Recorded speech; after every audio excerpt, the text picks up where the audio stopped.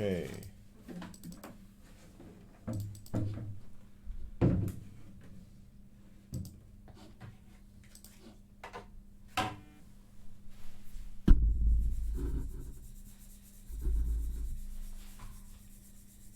Okay, excellent.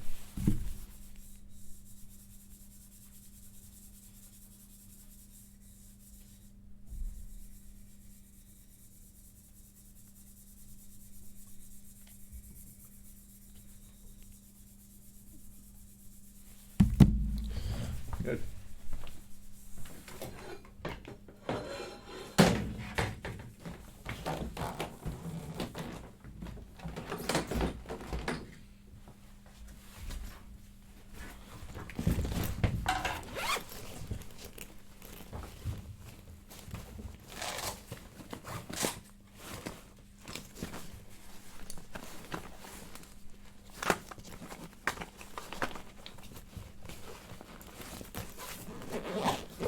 Oh, they're in here somewhere.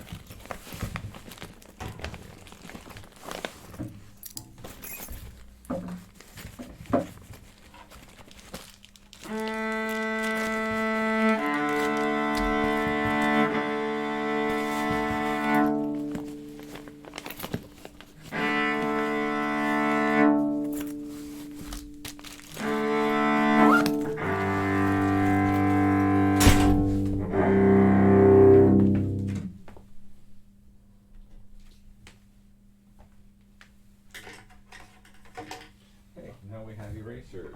Now we have erasers. How about that?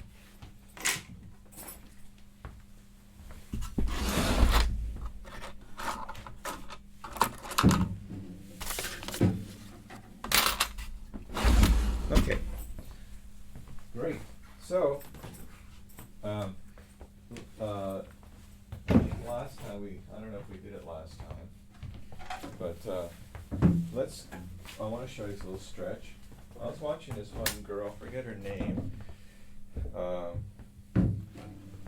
She's a cellist, young lady, who's quite good.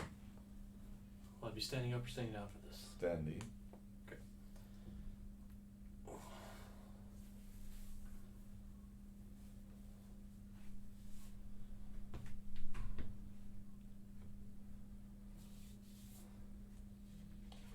Yeah, I'm trying to look for her name, but I can't remember. Except that every once in a while she shows up on my Instagram feed, and she's very good. She's like 18, 19. But I forget her name. Anyway, so she had this one little Instagram TV thing about how she stretches.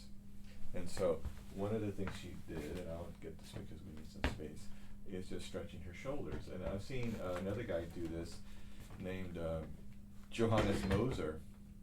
He had a video like this too. So anytime some people like, either a young cellist or established cellist like Johannes Moser talk about what they do for a warm-up, I think we should pay attention. Some of it is personalized, like, some people meditate or they'll do a certain, maybe for a concert, like I heard that, Pavarotti, the great tenor, he would eat a big plate of pasta, for energy, kind of thing. But, everybody has their own thing. But as far as playing the cello, there are certain things I think we can do that always help us. If you warm up by stretching, even 3 to 5 minutes, it's like as good as like 15, 20 minutes of playing. Not only will it help you literally warm up, like for your cello playing, but you can also prevent injury. So I think let's just go through a few things that I saw her on video. I'm sure we could do it a different way, and perhaps we're doing it all wrong, but these are stretches you've probably done already. You just let's try them. Basically, you want to just do like a circle like that, right? Feel that? Now, you want to be careful not to go like kind of like this. Right. You want the circle to be like right here. See, like point like this side, so you could feel it. Like watch, like this, and all the way back. Like try to make the circle right beside your body. Yeah, as close as possible. Now put your hand here to kind of control it. See, you're going out, right? So go up. Can you go up here? No, stay there and go back. There you go. That's harder. Yeah.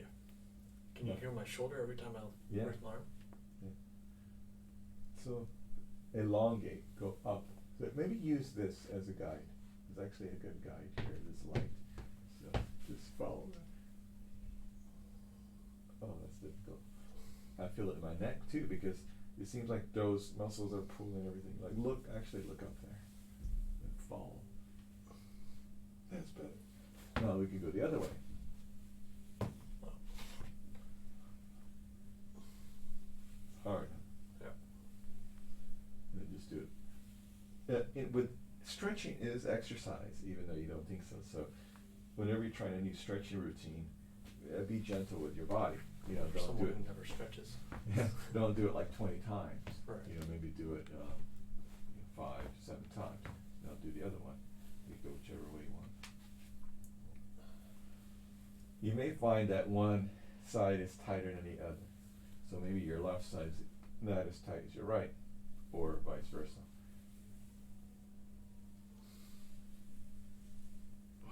It's hard. Good. So just a few times. Now, let's try some other ones where these are just basic circles. Now, when you're doing the circles, try not to tighten up your hands. Like tighten them up. See, don't tighten them up so you want them to your hands to be kind of loose. There. Right. It's always been a nice exercise in PE. Yeah. Now go back. Yeah. Now, like you could do that like 20 times, 30 times. Now next, shrug. Down, forward, up, shrug. So shoulder blades together. Now down, forward, chest together, up. Feel like you're doing a square around your shoulders. Kind of a rounded square, but if you imagine a square, it's easy to feel the extreme. Do you feel that? Go put your chest together and hang your hands and go up.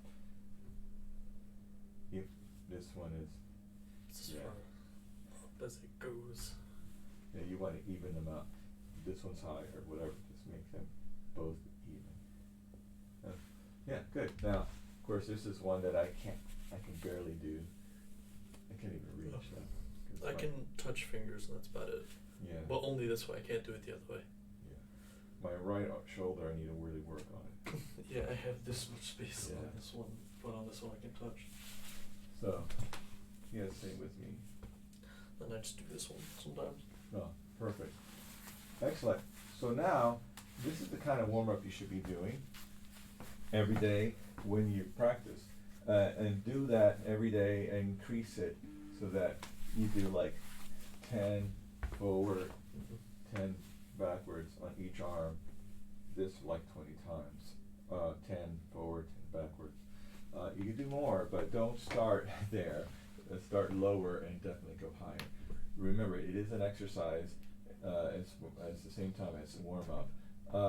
What are we doing? I guess you're kind of getting your blood flowing, is what you're doing. Right, it makes it so that you're not sitting there and you're not ready to warm up, and then you're not kind of shocking your body into playing, and then you feel terrible throughout the entire thing.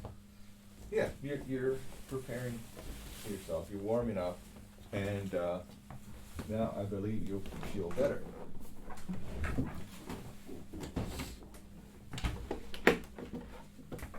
Okay.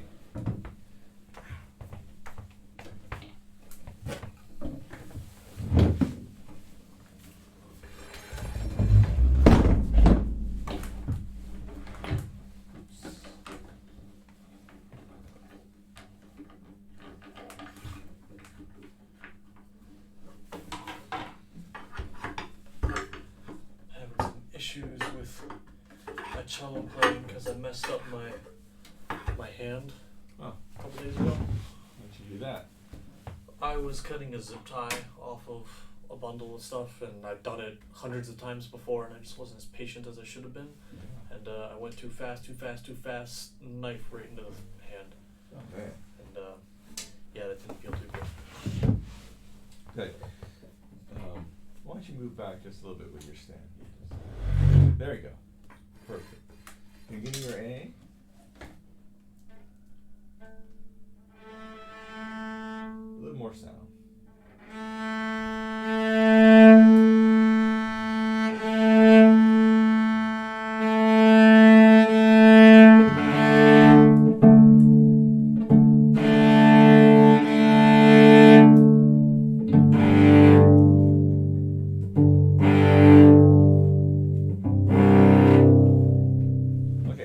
So let's do our little warm-up now on the cello. Place your bow just above the balance point, on the bridge, on the C string. Now touch the side of the cello here. So you want to have enough room.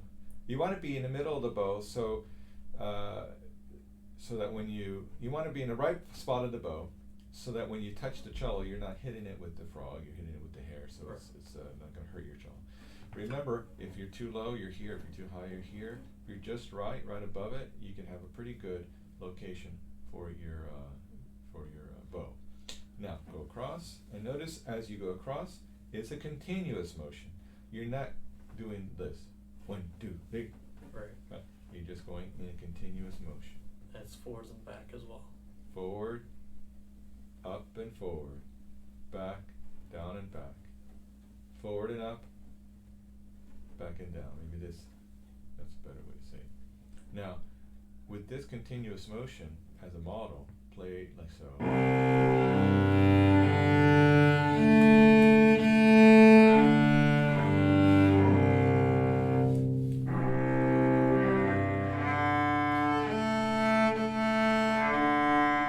Again, all the way to the frog, all the way to the tip, stretch out, elongate your arm. One more time. All the way.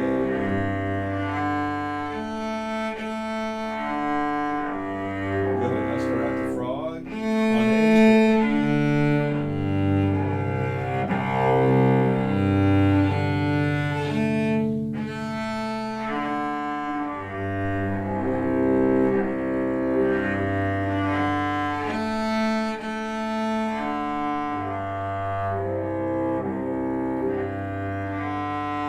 One important component that can be overused a little bit are the hips. So I mean overused because most of the time when we overuse it, we twist too much from the hips to the left, and we don't even it out to the right. So let's start by facing more to your left, and you start on the A string, and with the bow, follow the bow with your hip.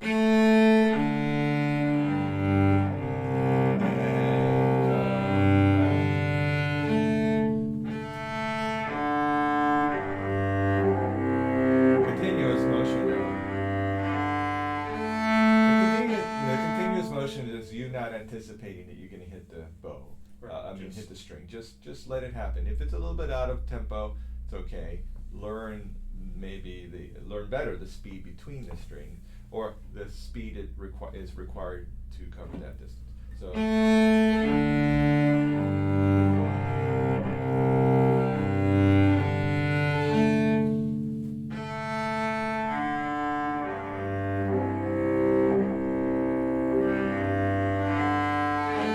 With your long arm, it's actually easier for you to do the following. Not even bending your elbow, and just keeping your arm in the same bent position all the way through. See?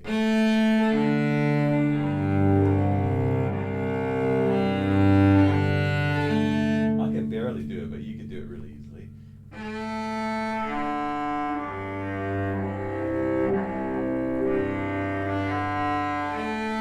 Now this is a very helpful technique, especially in an orchestra when you have, say, an hour of music, and moving around like this is quite helpful. Limber you up. Now, let's do our pizzicato bows. Can you pizzicato a C just like that? Thank you. Do it again. Do it better. Right. It doesn't take you very much effort. Now, place your bow on the string at the frog, and now all these joints are nice and loose. You have a nice bow hold. You're balancing the weight in there. Now, pump down a little bit. Now you're pointing too far this way. Yeah, just relax there. Now wiggle the bow right and left. Now keep it in the wiggle to the right position. Right, see this is left, right. Now, what you want to do is recreate that pizzicato with the bow. Again. Good, now go to the tip. On the G string. Give yourself a little bit of space just to, there you go. Now, you know how they do that out in the country or in books about, say the 1800s and in the frontier of America. Pretend you have a pump and you're pumping water from a well. Pump down. Not so much from your hand, but I feel like the whole arm is pumping. Now, as you're going this way, I'm pushing down right there. Feel that spot.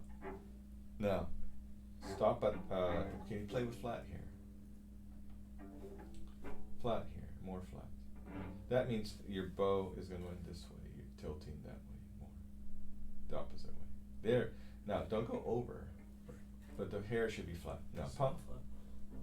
Now, stay at the bottom of the pump. Wiggle right and left.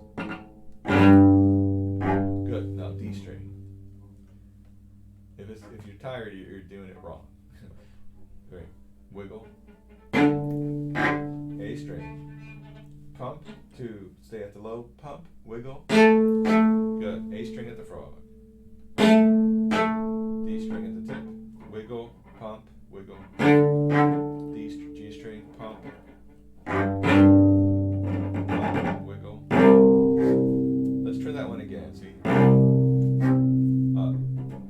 You're not getting the weight in there. Pump. Down. Oh, that's better. Pump. Now stop there. Wiggle. Yeah. So now let's get out your string crossing exercises. The sheet that I gave you. That sheet. Where is that? Did you give me that sheet? Cause I don't have it with anything. I thought I gave it to you last lesson because you missed the studio class, Right. and then I gave it to you Right. in the lesson. I believe so. I'm thinking you did.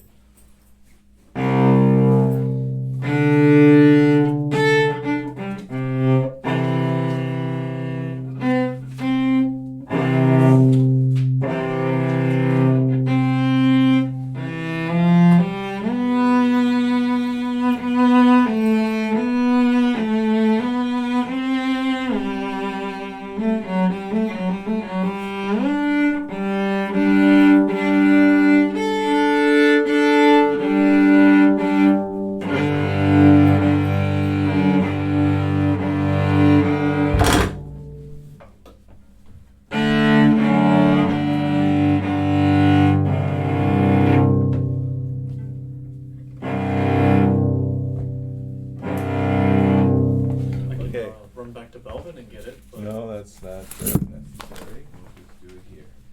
Make sure you check to see you have it, because. I think I know where it is. It's just. Okay, so let's do the first two areas. And so now we're going to apply these pizzicato bows in a more continuous motion, making sure your pizzicato bows are at the start.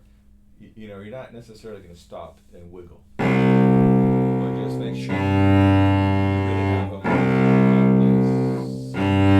Go.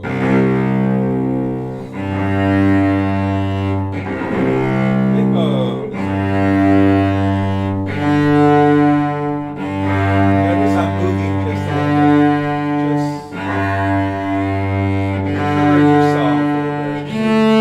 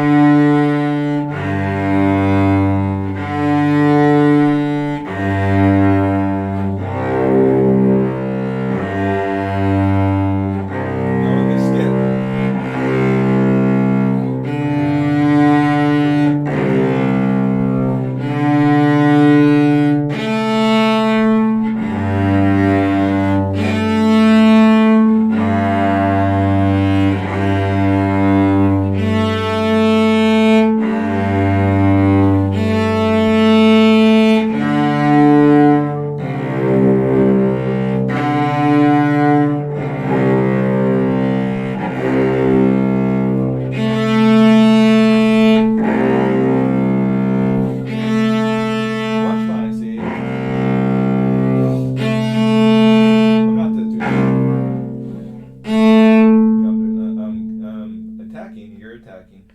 I'm sustaining, you're dissipating. So sustain as much as you can. So let's do that last one, the C to A, go.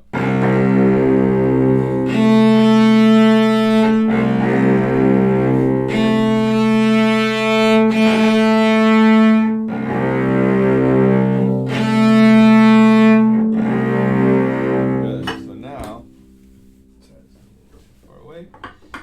Let's try the next one. So we're in his first upper half, then we play longbow, and lower half and upper half. But really stick to the lower half. A lot of people go too far. Ready, go. You went too far. Where's the frog? All the way down there where I don't have. Yeah. Start rositing that spot. Ready, go. For you, think about your elbow making a little circle. Watch my elbow.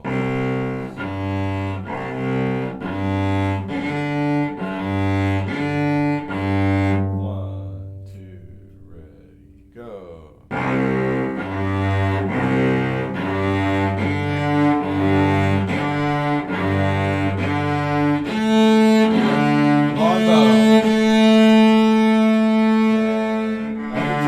Use your forearm. Forearm. Watch my arm.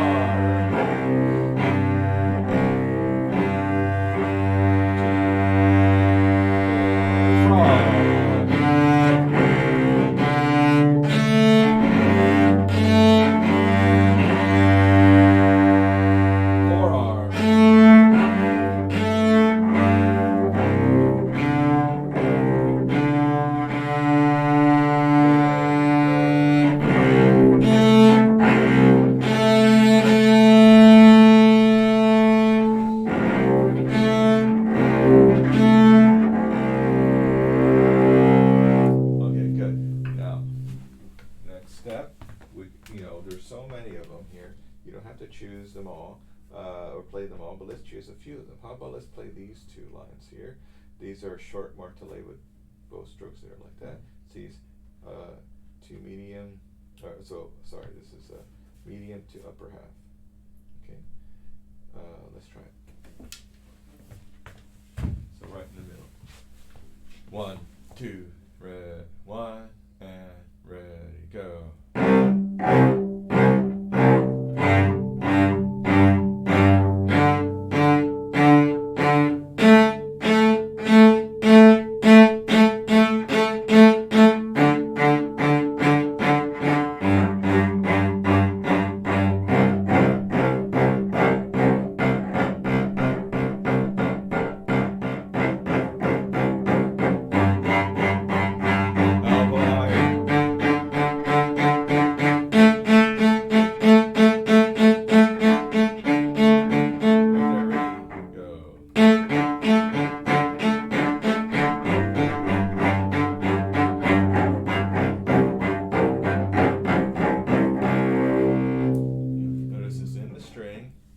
The stick is also down, and it's as if I'm doing the pizzicato bows, and I let the stick spring up. See, it's loaded, right? Locked and loaded, and like on a plain up bow on a G string, push it down, locked and loaded. D string, locked and loaded. A string.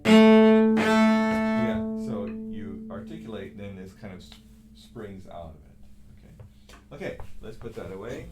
This is an example of how you can practice. Now, let's play a scale. How about G major and a G minor? 3 octaves. You know what? I'm going to try and do it without the book. Let's do it. Okay, so why don't we do, are you comfortable with 4 slurs? Sure. So let's play 1, 2, 3, 4. Ready, set, and go. 4 slur. You want 4 slur? 1, 2, 3, go.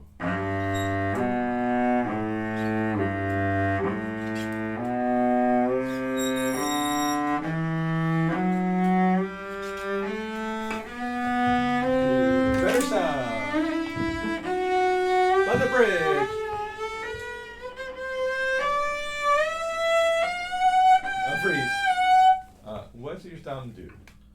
supposed to be a whole step behind.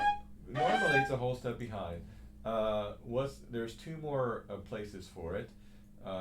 Normally it's a whole step behind. It usually winds up to be about a whole step behind most of the time. Sometimes it's a half step behind in a normal position, thumb position. Sometimes it could be farther, but that's less often. But what is happening with the bow? With your left hand between third finger and thumb. So between. What's the interval between third finger and thumb in thumb position? 3 whole steps, major fourth, major fifth. Perfect fourth. Perfect fourth. Yeah. Right, because it's perfect fourth and fifth. I'm still working with those because I've never had to know them It's before. how many steps? So let's define it. So if your thumb is on D and your third finger's on G on the same string, like that higher position, the highest position there, how many steps is that between D and G? 4 steps. Define those steps. It'd be a whole step, a half step, and so because it's so much smaller. Well, no, don't think about size. Think about intervals. Right.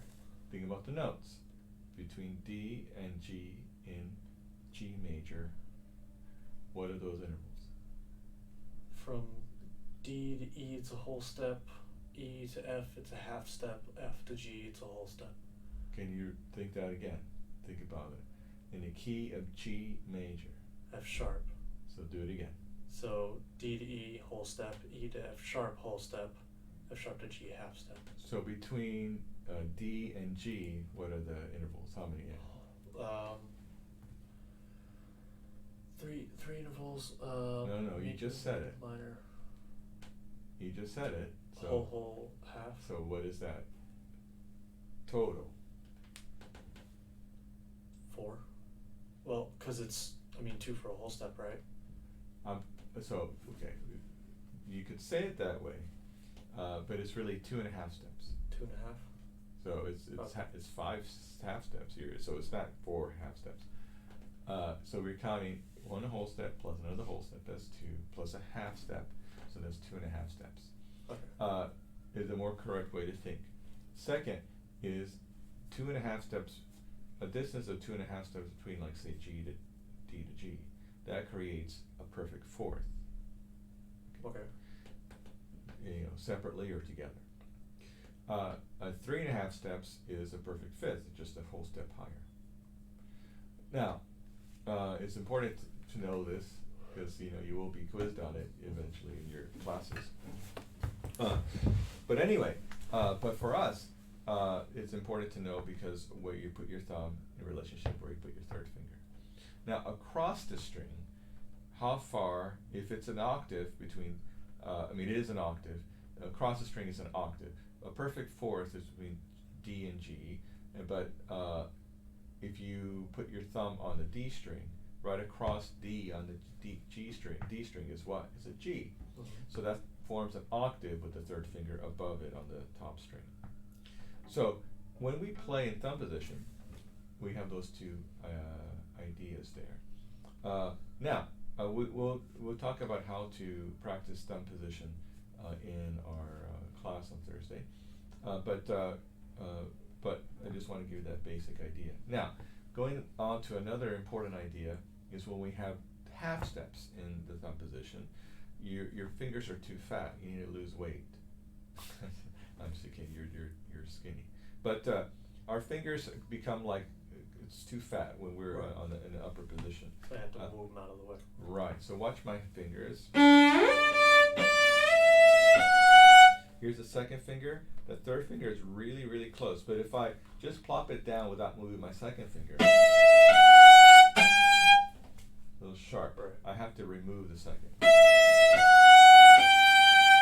I'm going to kick it out of the way. Can you play those last 3 notes? By the bridge, please. Sorry? By the bridge.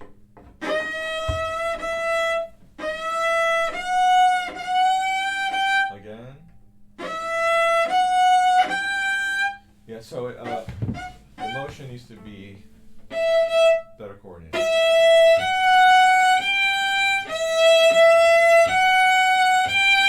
Try it. Go.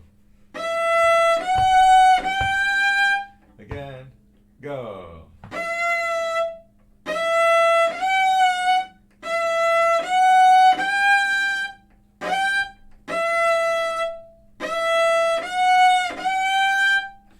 Now, you notice you do something that I think you're doing it without you understanding that you're doing it. Is you play, then you let go of your hand. Mm-hmm. You need to keep your hand up there longer so you could internalize the position better. You don't have to keep it working, meaning putting the weight on there. You can keep your fingers on the string lightly. But do that not only for your mental positioning, I mean, imagining where that position is mentally, but also for your stamina. Okay. Because I feel like you get droopy, and you do a lot of this in orchestra. So keep your proper position. Next, let's do the whole scale again. So let's start from the beginning. 1, 2, ready, go. 4, slow.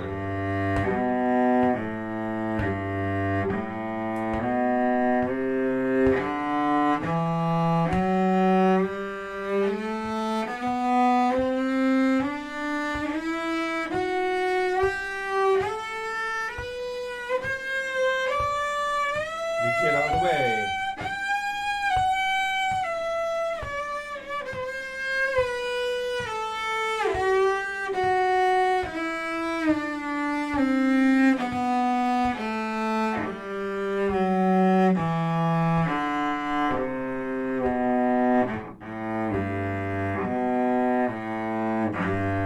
Turn your bow around like so. Make sure your thumb is not collapsed like that. Give it a little curve. Notice that it's curved here, and that there's a little space in between the thumb. Shouldn't there be, shouldn't the grip kind of not be able to do that and then butt up against, so then my thumb doesn't go all the way up here? Where are you putting your thumb? I'm trying to put it in between that little space, but a lot of times it ends up moving. No, it needs to be against the bump. Yeah. So it needs to be right there, right?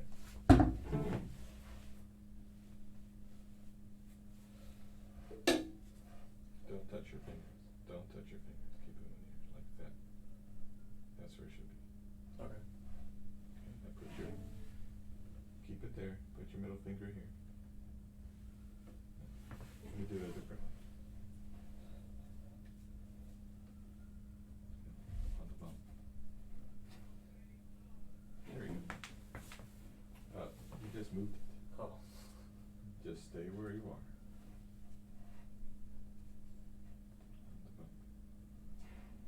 Curve your fingers. A little separation here, just a little bit. There you go. That's weird. That's a bow hold. I feel like I'm gonna drop it. Hold it. It's set more deeply into your hand than before.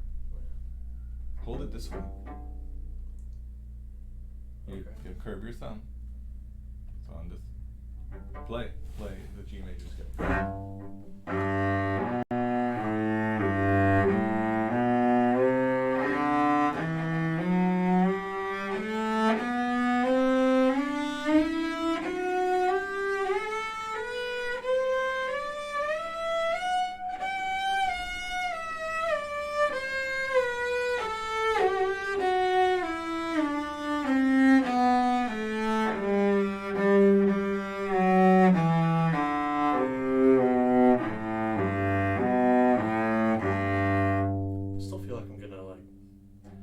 Drop it and You should feel like to turn around this way. Stab your thigh, move the bow forward as if there's a flagpole on the side of your house. Feel the thumb. Feel that thumb? Mm-hmm. Now let go of all your fingers except for middle finger and thumb. Go. Now put them back. If it's slippery, that means your thumb was in the wrong place. It's just slipping on my clothes. We'll push down. I meant stab yourself. I meant stab it. not gonna hurt you. I mean, obviously you're not gonna hurt yourself. No. Thumb and middle finger. It's the material. You don't have enough downward pressure. I don't want to break Down. the bow. You won't break it. It's made out of a carbon fiber anyway. I mean the screw inside. You won't break it. You need a huge amount of force against like a hard object. Okay. Push down. There you go. Whoa. Slipped. This is turning into a disaster very quickly. Yes, it is. It's like local cellist bleeds to death by stabbing himself with bow. Yep. Forward. You'll feel the pressure more when you're forward. Now, when you let go, it means that your thumb is not in the right place. Or you have ghee on your thumb, or some kind of butter. So, and it's right at the tip. Look, you can see the impression of my thumb. It's right at the tip. It's not at the bottom, not on the side, it's right at the tip. Okay, now G minor. Now, if you have any questions, you have the video to review and you could look at it. So G minor, ready? G is melodic minor. G melodic minor with the flat. So we have B flat, we have E natural F sharp on the way up, and F natural E flat on the way down. E and B flat. Basically throughout, but going up it's just B flat and F sharp. Coming down it's B and E flat and F sharp. Yeah. Okay. Another way to think about it is the 6th and 7th note of the scale are raised half a step. And then on the way back it's natural minor. So that means whatever one flat, two flats, G, is B flat and E flat. Okay, ready? 1, 2, 3, 4.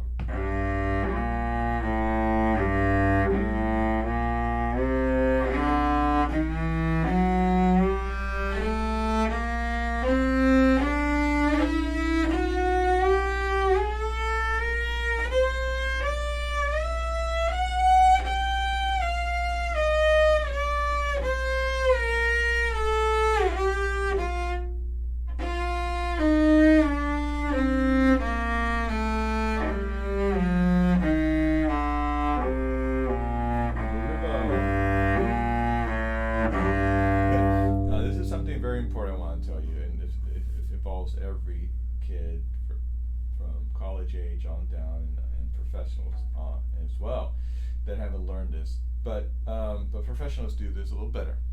The problem that we have is that we pay attention to our left hand a lot, and of course it's a good problem to have. I mean, we want to play in tune and proper on the left side, but we forget about the right arm, and thus our tone suffers, and we play kind of flat because honestly, we could play out of tune for the following reasons.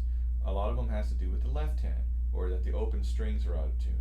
You're literally playing the wrong note. You're too sharp. You're too flat. You don't have enough pressure or arm weight balancing on the fingerboard. But one reason why we play out of tune is because of our bow. So if I'm playing this note, if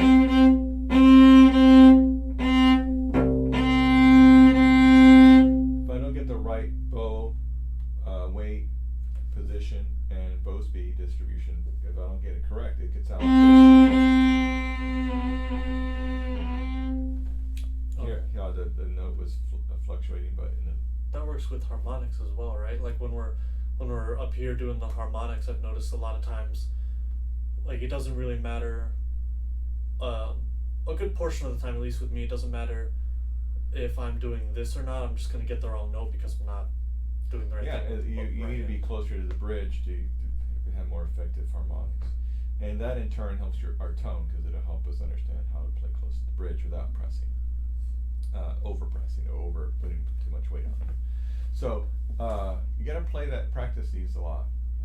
Remember, starting this week, I'm calling people out to play scale. So you want to in class, so you got to play well. Okay. And it doesn't mean it's like super fast. What you just did here was fine. 4 slurred, keep it moving, nothing to see here, keep it moving folks, nothing to see here. Right. These are not the scales you were looking for. These aren't the scales you're looking for, exactly. Alright, so let's do some popper. Right. I did bring that. Excellent. Well, yep, here it is.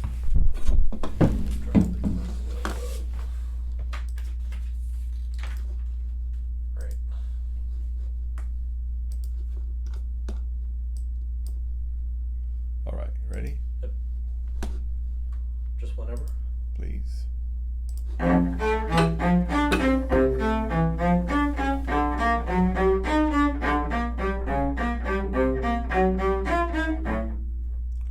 So, you're sorry, Ethan. You're not the first one to make that mistake.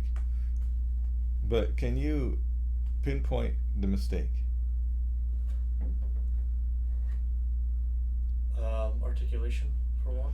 You played an A instead of an E. First finger, first position. You went to the G string instead of the D string. Right. How did you make that mistake? It was that one right there. And instead I went. Why did you make that mistake? I'm thinking I just missed it because I'm trying to use the new bow thing at the same time, and so too many things to think about, maybe. It's a lot of things. Okay, because it just for me, I'm trying to figure out why people go to the wrong string, and I'm thinking it's a first finger, so they just plop it down, and they weren't thinking about the string. But anyway, okay, let's try it again. Yeah, usually I don't miss that particular note, but I mean, I guess first time for everything. Yeah. Well, let's try it again.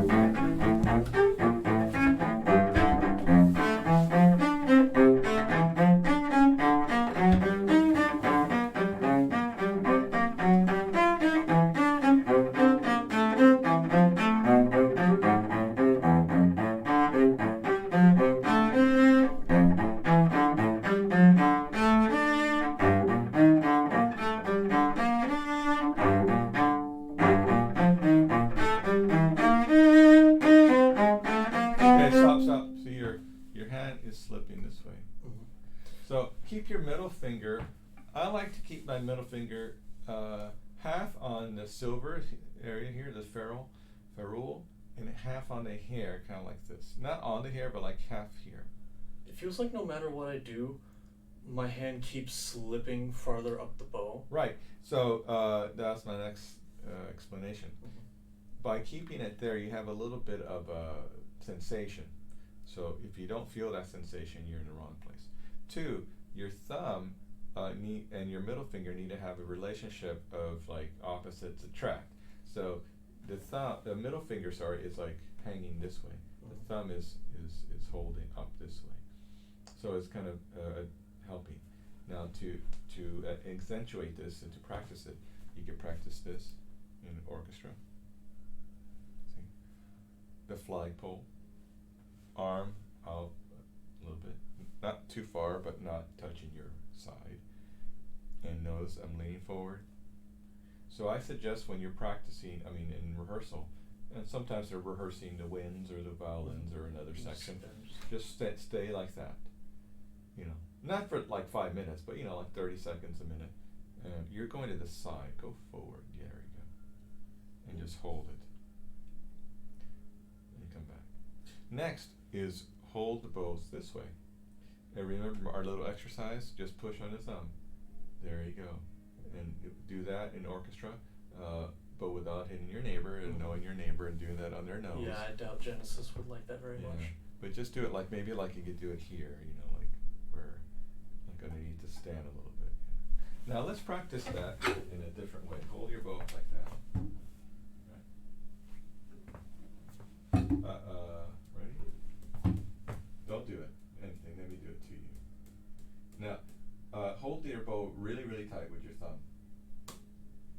See, that's too tight. Hold it super loose. That's not good. Now hold it just right. See, we have a little recoil. We come back. Mm-hmm. When it's too tight, it's hard to bounce that far. When it's too loose, it goes way back there, right? So you notice it comes back. Now, hold it straight across like so. Let me do it for you. Yeah. Notice I'm doing it now. Good. Now, do that to my bow. So you, yeah, I'm gonna have to hold it straight up. So there you go. See, that's too loose, right? Mm-hmm. That's really tight. Somewhere in the middle. Go to the tip is better. Good. Now, hold your bow like this, like you're fishing to your side. This is over here. Don't fish. This one. This one. This is straight.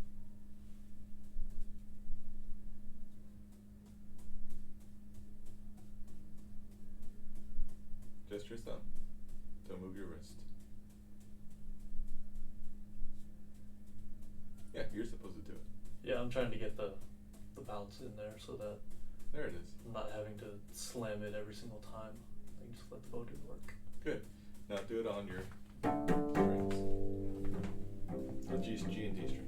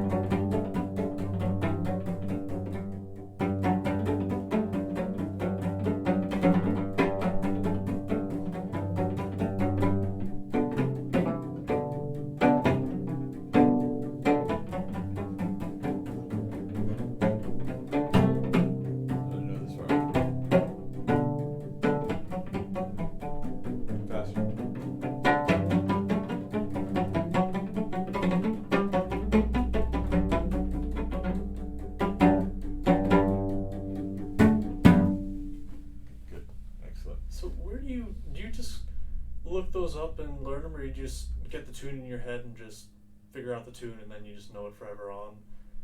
Like for the Jeopardy tune, did you just randomly know where that was, or did you look it up? Like, have you looked it up in previous years and figured that out and gone, oh no? I wouldn't say I looked it up and saw music. I just play it. Okay. Sometimes I play it wrong, like you just know and where then the notes I are. listen to it and I try to correct it. It's like you know where the notes are because you just. Well, this is a. Or 4.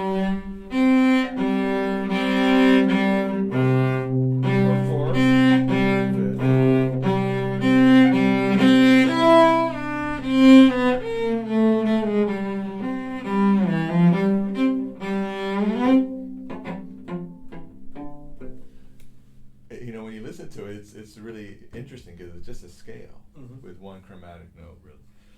And then they do it in a different key, and then do it in a different key, and then do it in a different. Okay. I figured that's what it was, but kind of want to It's ask fun. and find out. It's also comes from sometimes I get bored and the student's not doing well. So if I'm playing something like this, I just trying to be active. Right. So like say if I have a kid, you know, and this happened a lot when I was like teaching kids there, you know, in private teaching and making more money off of that than here because I was adjunct. So, you know, when you're adjunct at a university, you probably have tons of other work because it's nice to be part of a university, but it's not paying as much as a professor. So naturally sometimes you get kids who don't want to be there or not prepared. So what do? Do I yell at them? You know, I guess you could do that sometimes if they bother you, but you know, it's not my style. So what I do is I entertain myself.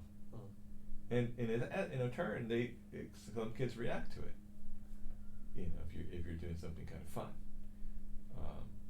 So another, I mean, do this way, this tempo.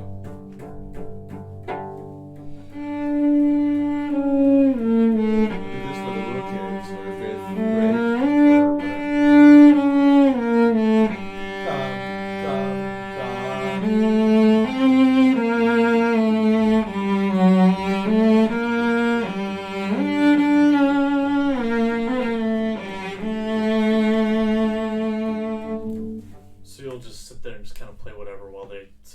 work on this.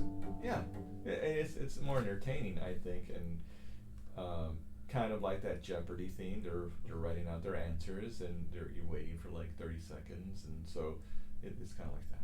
Okay. If you know, with some kids, if you do it too much, then they get distracted. Right. But you know, when you do it as like part of an exercise, and I'm making them do that for a whole minute, that's at least I won. Yeah, you don't want to sit there for a whole minute just listening to them. Yeah, and honestly, this exercise that's all you need to do is a minute a day. You don't need to do a lot of it. But here's here's a little idea. Tanya Carey calls them dribbles, and you just throw the bow like a ricochet. So you know, I've been teaching a little kid. He's doing Suzuki like pre-twinkle stuff, and so I have him do dribble twinkle, which is like.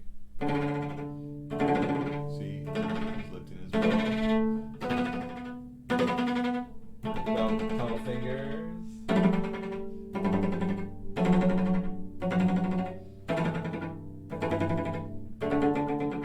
Tunnel fingers.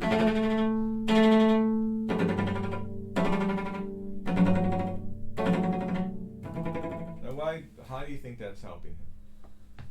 Name 3 things. Keeping him entertained so that he's actually paying attention to the lesson instead of sitting there drooling while he's trying to play. Well, that's an idea, but think of the technique.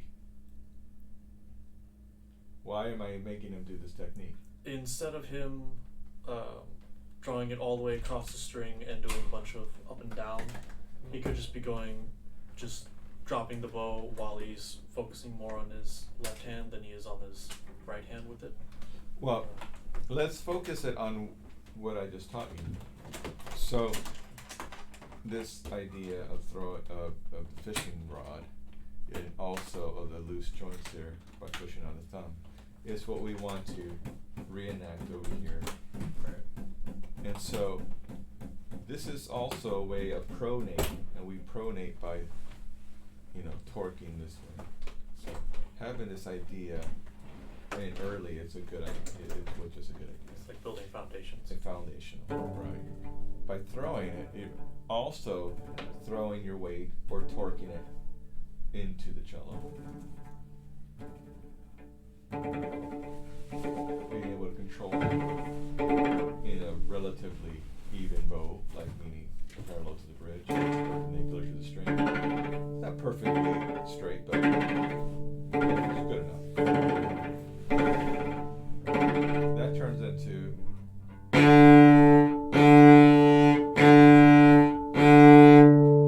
because that's basically how you do the wiggle. Right. Do the wiggle. I don't know that. How's it go? What's that from? Oh. I recognize the tune, but I don't remember where it's from. Yeah, I never. Do the wiggle. I never saw any of that.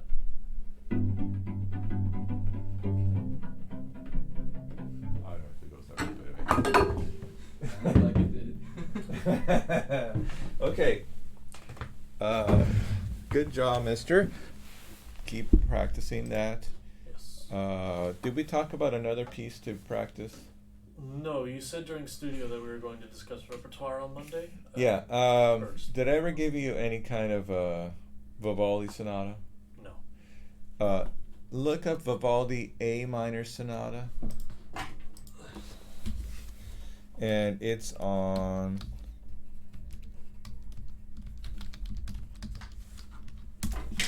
IMSOP. What? Did you get Popper 3? Oh, which Popper is that? It's Popper 11. Oh, I did that last. I've only ever done the first page for the past couple of years for Region, because they had it for Region a while back, and I learned it, and then I come here and he says, do Popper 11, I'm like, sweet, and then I forgot that there happened to be a full second page that I've never seen before in my life, so. Yeah. Second page was my favorite part. Yeah, learning it, it's a lot more fun than going through the first page, because the first page is pretty boring.